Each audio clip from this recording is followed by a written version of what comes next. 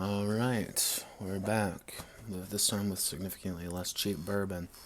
I do have my shitty beer here. Let me just pop a cold one with the boys. So today we're going to be reading the third chapter of my accidental novel, Samurai Dreaming. Last time I got really shit-faced, so this one should be less me getting shit-faced and more pornography. Good shit. Would it be called pornography or just smut? I don't know.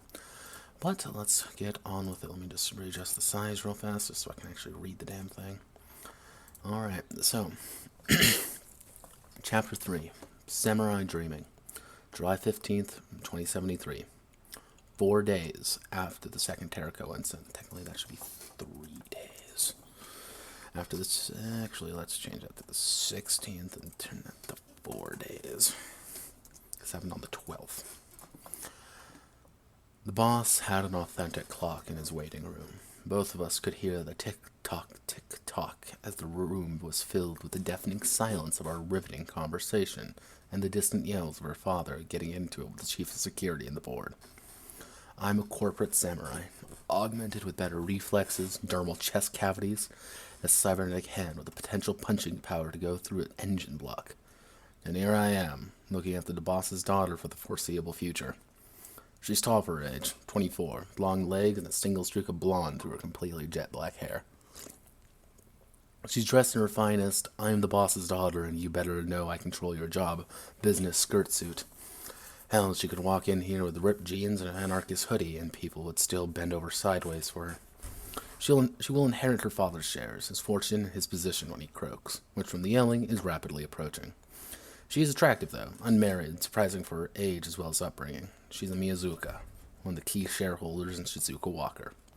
She's just been playing on her phone, occasionally looking up at me with those bored eyes of hers.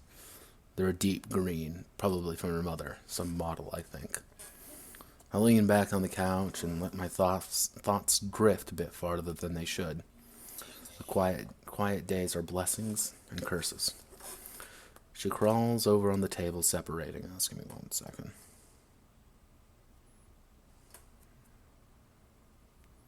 Very professional, I know. She crawls over the table, separating us, his eyes staring at me deeply. She fumbles with my belt, inexperienced with the masculinity I exude. As she frees my cock, her eyes glaze over as she rests my manhood on her face. She works her tongue along my member, hitting every vein and plays around with the head of my cock. She looks up at me, worried and excited, as I grip the back of her head, fucking her face as hard as I can until she chokes slightly as I lean back. The back of her throat tickles as she gags slightly on with my cock embedded down in it. With an audible plop, she pops open her mouth, revealing the load of cum she diligently swallows, grinning silently as she cleans the tip of my cock with her lips. I need to change that word. Give me a second. Change cock to a different word. Very professional, I know. There we go. Still rock hard and ready to go, I twist her around, riding her skirt up and ripping those pure white panties away, exposing her sopping wet cunt. I run my thumb across it, audibly wet due to the pleasurable experience of servicing my cock. I need to change that word, fuck's sake. Slam my pussy like the little slut I am, she moans, as I insert my thumb inside, feeling around. I see she's ready.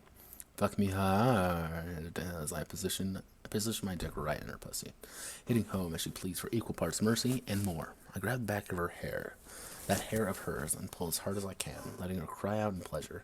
You're going to fucking knock me up with your big, meaty cock fucking my pussy. Picture having to write this. There's a reason I drink. That's the point, you fucking whore. I grunt, hitting harder and harder before I come again, taking it out and letting my man juice drip out of her destroyed pussy. I take my still stiff cock and position it straight in her ass. She looks behind her and begins mouthing no, with cum still dripping from her lips. With a grin, I steal her anal virginity as her legs completely give out, letting me violate her thoroughly until every orifice is filled with my cum, depositing her naked body on the ground as she cleans my cock yet again with her mouth. What time is it? I snapped back to reality as the soft voice of the woman I was just violating in my daydreams. She's looking at me with those expectant, dead eyes. 3:15. Any reason you ask? You do have your phone. Phone just died. I just want to make sure when we can leave. Would you like to use mine? Change that real fast. Would you like to use mine? Yes. I need to keep up with the news about the Ronin incident at Terrico. At the Terrico facility. I hand her the phone diligently, not even touching her hand for fear of blemishing her and getting fired. She takes the work phone, bulkier than her own slim one, readjusts herself, and continues absent-mindedly review the news.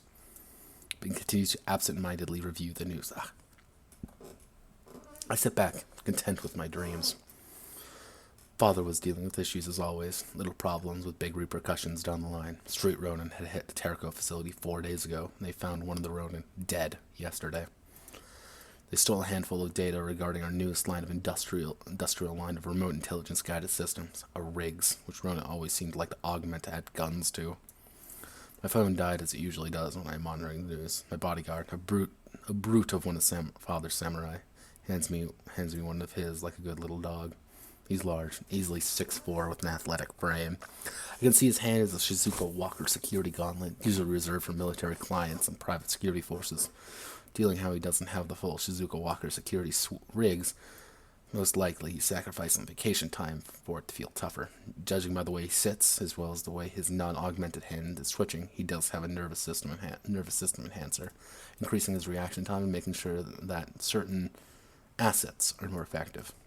He's not an attractive man, nor is he quite attractive either. I usually like him a bit smaller, a bit more handsome, with few defects, easier to control. He's a mutt. He is a mutt, definitely. See little bits of everything in him, cobbled together and not perfected like me, with the genetic matching of the highest possible IQ, physical health, and beauty standards. He does, however, have a certain rugged charm about him, like the workers on the lower levels of the fighters in the catfight arena. My father thinks I'm an unblemished rose in the perfect garden of his design, but I've taken my pleasure with plenty of individuals, some men, some women, even those who aren't anything. Bunraku don't do it for me, and splicers are far too hardy. They don't break the way I like them to. I put the phone down and let my mind wander far from this room. For just a moment, of course. He moves aside the table and prostrates himself before me. I extend a leg toward him, and he diligently works the heel off, working carefully to not damage it or the foot hitting cases. He slits the sock off quietly, folding it to the side before cleaning my foot with his mouth, working each toe and crevice, always keeping on his knees as to not disrupt my leisure. I beckon him closer as he crawls on all fours toward me a bit, put my leg over his shoulder, shoving his face under my skirt, locking him into place with my leg. His warm breath and face embedded into my now wet panties, helpless before me. I move my hand over the bulge where his head is under the skirt. He quivers as I release him. His pants tightly fit as he pants for the air. I need to fix this entire line. Fix this shit. Strip. A single word is all I need for him to begin struggling to free himself from his clothing. Like a dog with a new collar, he rips and tears away the clothing constraining him. Unlike with my sock and shoe, he doesn't even bother to fold them, simply throwing them aside to serve. Bowing deeply, his cock displaying proudly and in pain. Undress me now, dog. He crawls forward, only standing as I do. He works with my blouse first, unbuttoning it slowly and steadily. Ding ding, hello, how the fuck are you? What do you want, people?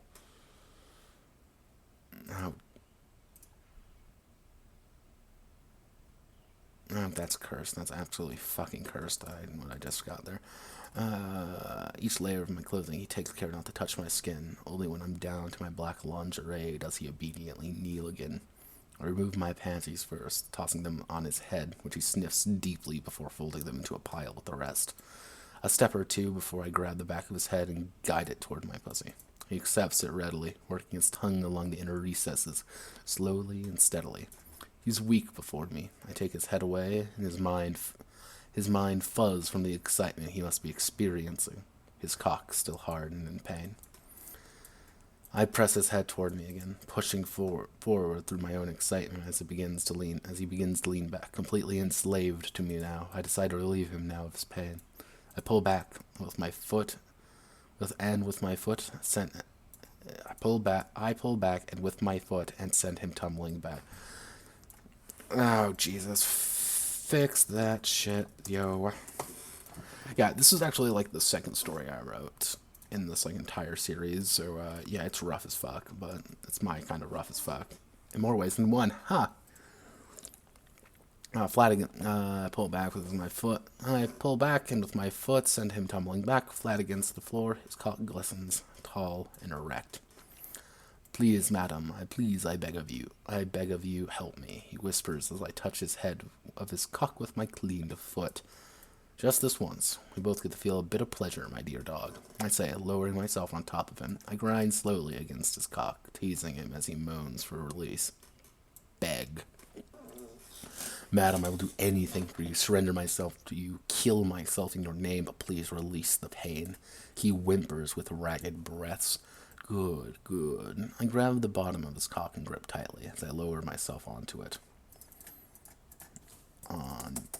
To it. It's warm as it enters. The girth is relaxing. I like those girlish models that father wants me to marry. This is a man's cock. I've tasted and dealt with a few, but this one is especially pleasurable, more akin to a fleshy dildo than that attached to a human.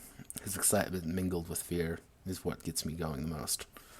I glide up and down, never allowing him to feel the release as I pleasure myself with his cock. Up and down, I feel my own climax coming, the shivering sensation through my body. I increase my speed as he struggles to even articulate words at this point. Madam, let me come, please. Fine, I quietly say, standing up suddenly, my legs nearly giving out as I fall back on the couch, finishing myself off with my own fingers, watching as his penis comes mercilessly with no input from him, spurting his jizz all over himself and the surrounding area. A wicked little smile twists on my face as he struggles to move, as he's no longer a man, just a tool shaped for my pleasure. Miss Miyazuka, the board just broke for a break. We'll be able to leave in 5. His voice echoed and broke through the dream. I looked at him, sitting there in his suit, looking at me behind those dead eyes. The people in the conference room breaks, scattering like birds in the wind. A tall man strides head and shoulders above them all. Thomas, the anti-Ronin specialist, a thug, more like it, but an effective one. He barks on his phone at another unfortunate. All right, I hand him his phone back. Call the car around. I'll be visiting the investigators in Building 9 to see if they found anything else about the incident. I stand quickly, making myself feel more proper and correct. My father's an idiot, one who relies too much on his own security for work he should be doing. I have to manage it then. His lovely and courageous daughter. My displeasure was evident on my face. Of course, would you like me to order your lunch there, or would you like to wait until after? He grabs my light gray business coat, perfectly matched with the dark black of my outfit, and he drapes it over my shoulders as we begin to walk out. God, the repetition on this is fucking terrible. After, I'll be having dinner with the new suitor tonight. Another bore, probably. Mr. Houston, correct? Correct. The new Gene model from Gregorius. Would you like to have your dossier on him ready before dinner? Please.